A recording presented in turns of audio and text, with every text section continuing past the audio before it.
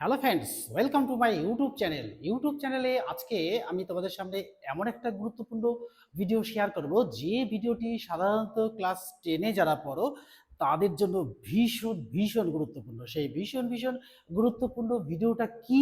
ভিডিওটি হলো ন্যারেশন, অর্থাৎ ইংলিশ গ্রামারের ন্যারেশন চেঞ্জ। অর্থাৎ ন্যারেশন চেঞ্জ কিন্তু ক্লাস 10-এ যারা পড়ো তাদের কিন্তু ভীষণ গুরুত্বপূর্ণ, কারণ আমাদের সেকেন্ড সামেটিভ পরীক্ষা কিন্তু আমাদের দোরগোড়ায় অর্থাৎ দরজায় টোকা দিচ্ছে। তার আগে আমি বলবো যে যারা সাধারণত 10-এ পড়ো, সেকেন্ড সামেটিভ পরীক্ষা দেবে, তাদের জন্য কিন্তু এই ন্যারেশন চেঞ্জ ভিডিওটি ভীষণ গুরুত্বপূর্ণ। কিন্তু সেটা শেখার আগে আমি বলবো যে এটা শিখতে গেলে আমাদের কিন্তু কতগুলো রুলস ফলো করতে হবে। সেই রুলস ছাড়া কিন্তু আমাদের ন্যারেশনটা কিন্তু অপূর্ণই থেকে যাবে। তাই আমি বারবার তোমাদের বলবো যে এই রুলসগুলো প্রথম থেকেই জেনে নিতে।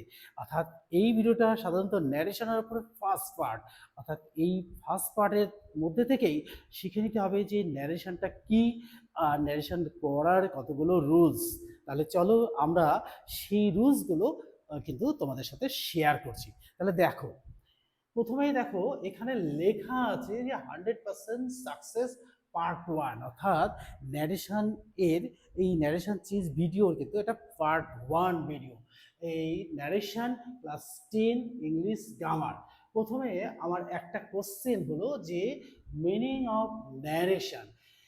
অ্যান্সারটা হলো the way of the reporting the speech of a speaker is called narration.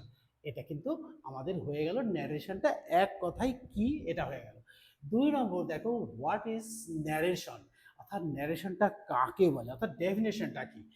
Narration is the use of a writer or speaker commentary to convey a story to an audience। Question number 2 শেষ, অর্থাৎ ন্যারেশনটা কাকে বলে সেটা শিখে গেলাম। 3 নম্বর দেখো, how many types of narration. এই কোশ্চেনটা কিন্তু ন্যারেশনটা কয় প্রকার, অর্থাৎ ন্যারেশনটা দুই ভাগে ভাগ করা যায়, অর্থাৎ দুই প্রকার। একটা হচ্ছে ডাইরেক্ট স্পিচ ন্যারেশন, একটা হচ্ছে indirect speech narration.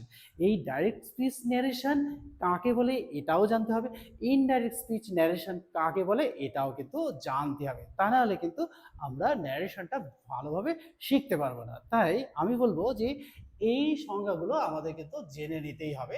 Question number 4 দেখো, ডাইরেক্ট ন্যারেশন স্পেস, অর্থাৎ ডাইরেক্ট ন্যারেশনটা কাকে বলে।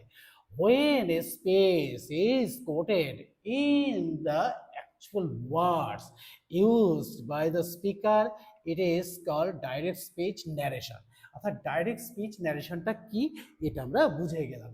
তারপরে দেখো, ইনডাইরেক্ট স্পিচ ন্যারেশনটা কাকে বলে, অর্থাৎ what is indirect speech narration. when the speech is reported in the form of a narrative giving the substance or meaning of the word used by the speaker without quoting his actual word, it is called indirect speech narration। অর্থাৎ indirect speech ন্যারেশনটা কি এটাও কিন্তু আমরা শিখে গেলাম। 6 নম্বর দেখো, এই narration করতে গেলে আমাদের কিন্তু কতগুলো রুলস ফলো করতেই হয়, অর্থাৎ rules for changing direct speech to indirect speech. এটা করতে গেলে আমাদের কিন্তু কতগুলো রুলস মেনে চলতেই হয়। এই রুলসগুলো ছাড়া কিন্তু আমরা ন্যারেশনে কিছুই শিখতে পারবো না। তাই এই রুলসগুলো প্রথমেই জেনে নিতে হবে। 1 নম্বর দেখো, uses of linkers that before the direct speech, অর্থাৎ ডাইরেক্ট স্পিচের আগে কি করতে হবে, লিঙ্কার হিসাবে এই দ্যাট এর ব্যবহারটা করতে হবে বা জানতেই হবে।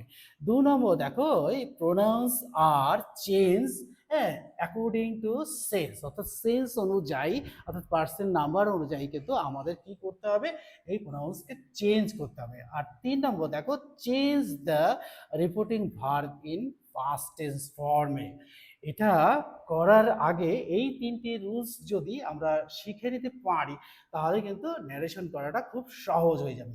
দেখো আমি এখানে ডাইরেক্ট স্পিচের একটা উদাহরণ লিখবো এখানটায়। দেখো ডাইরেক্ট স্পিচে থাকবে speaker, reporting verb R direct speech.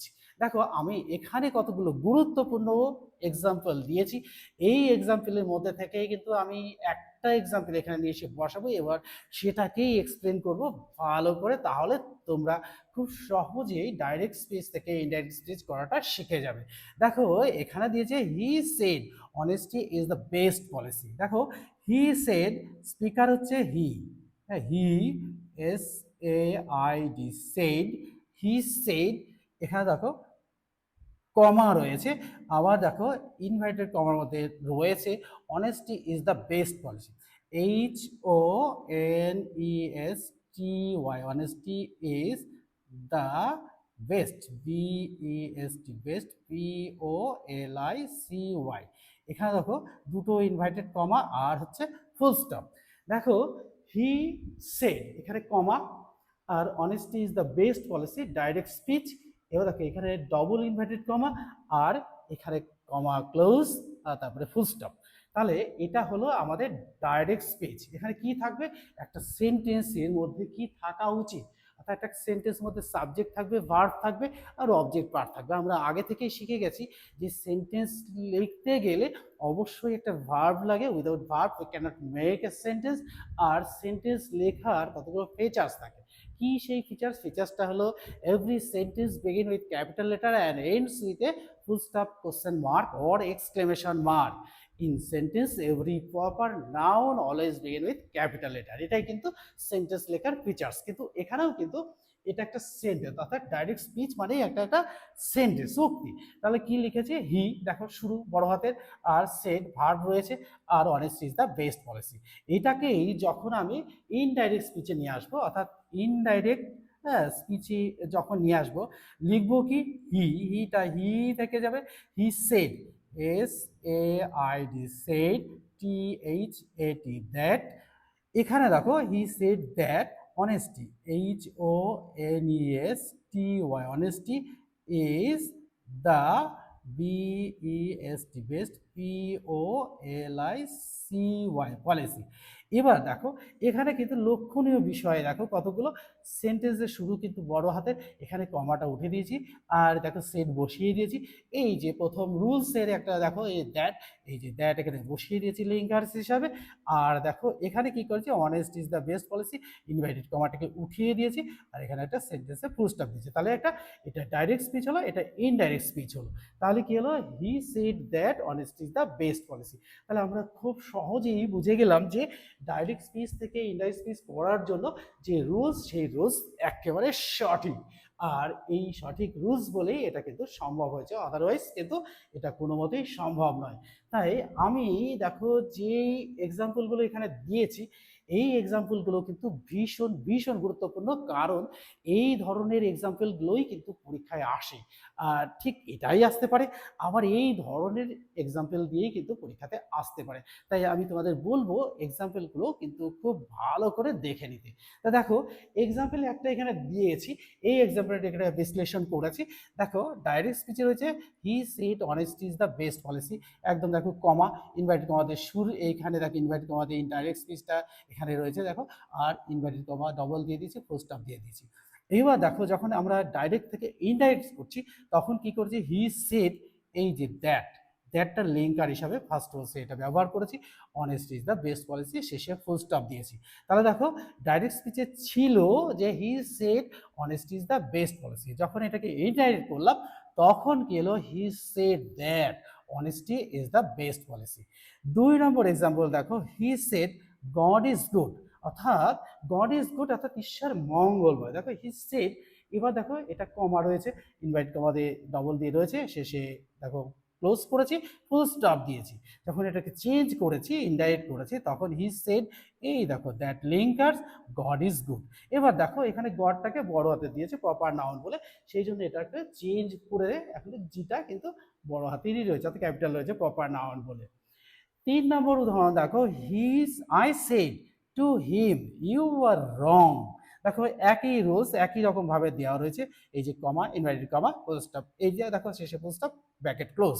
He said to him that, এই যে দ্যাট ব্যবহার করে দিয়েছি, হি ওয়াজ রং। তারপরে দেখো 4 নম্বর উদাহরণ দেখো, my father said the sun sets in the West, অর্থাৎ সূর্য পশ্চিম দিকেই অস্ত যায়। মাই ফাদার সেড দ্যাট, একদম অ্যাকর্ডিং টু রুলস অনুযায়ী দেখো চিরসত্য, এটা সূর্য কিন্তু পশ্চিম দিকেই অস্ত যায়। অর্থাৎ অর্থাৎ হ্যাঁ, এটা এটা কিন্তু চিরসত্য। The sun sets in the west. এই দেখো দ্য সান প্রপার নাউন, এখানে কিন্তু এই প্রপার নাউন আমি বলেছি যে in sentence every proper noun always begin with capital letter, সেই জন্য আমি কিন্তু এটাকে এই ক্যাপিটাল লেটারেই রেখে দিয়েছি। লাস্ট ওয়ান দেখো, you will say I am ill. দেখো এক রকম রুলস দেখো, you will say that you are ill. তাহলে আমরা খুব সহজেই এই কতগুলো উদাহরণের মধ্যে দিয়ে কিন্তু আমরা ন্যারেশনটা শিখে ফেলেছি। কিন্তু আমাদের লক্ষণীয় বিষয় যে ন্যারেশনের মানেটা কি, ন্যারেশনটা কাকে বলে, আর ন্যারেশনটাকে কয় ভাগে ভাগ করা যায় এটাও জেনেছি। আবার দেখো ডাইরেক্ট ন্যারেশন স্পিচ, অর্থাৎ ডাইরেক্ট স্পিচ ন্যারেশন আর ইনডাইরেক্ট স্পিচ ন্যারেশন, এটাও আমাদের প্রয়োজন, এটা জেনে নিয়েছি। আবার দেখো 5 নম্বরটাও দেখো, ইনডাইরেক্ট স্পিচ ন্যারেশন কাকে বলে এইটাও জেনে নিয়েছি। অর্থাৎ এই কটা কোশ্চেন বা রুলস আমাদের কিন্তু জানতেই হচ্ছে। আর 6 নম্বর দেখো, 3টে রুলস প্রত্যেকটাতেই খেটে গেছে। আমরা দেখো ঠিক এখানে একটা উদাহরণের মধ্যে দিয়ে কি হচ্ছে ব্যাপারটা দেখো, স্পিকার, রিপোর্টিং ভার্ব আর ডাইরেক্ট স্পিচ এখানে একরকম ছিল, এখানে এসে একটু পাল্টে গেল, পাল্টে গিয়ে দ্যাট লিঙ্কার্স যোগ হলো, হয়ে অনেস্টলি বেস্ট পলিসি লিখে দিলাম, এটা কমপ্লিট হয়ে গেল। তাহলে এই উদাহরণগুলোর মধ্যে দিয়েই কিন্তু আমরা এই ন্যারেশনটা কি আর কিভাবে করতে হবে, রুলসগুলো আর কাকে বলে এটাও শিখে দিয়েছি। সেই জন্য আমি বলেছি যে 100% সাকসেস।